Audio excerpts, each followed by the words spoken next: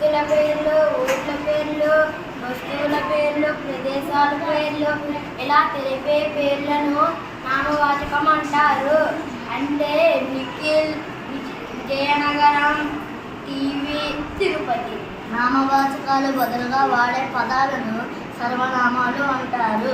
ఉదాహరణ అవి, అతడు, నేను, అవి, అది. నామవాచక గుణాలను తెలిపే పదాలను విశేషణాలు అంటారు. చిన్న, నల్లని, సవ్యమైన, పార్చిన్. వర్ణనలు తెలిపే పదాలను క్రియలు అంటారు. చదివింది, చూశాడు, కొన్నాడు, విన్నాడు. క్రియ ముందు వచ్చే విశేషణాన్ని క్రియా విశేషణం అంటారు. ఉదాహరణ భాను గబగబా పరిగెడతాడు. ఇక్కడ పరిగెడతాడు దాని ముందు వచ్చే గబగబా క్రియా విశేషణం. నా పేరు వాక్యాంత బిందువు, నేను వాక్యం చివరన ఉంటాను.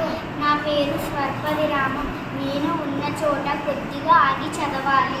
నా పేరు ప్రశ్నార్థకం, ఎప్పుడు, ఎక్కడ వీటిని ప్రశ్నార్థక పదాలు అంటారు.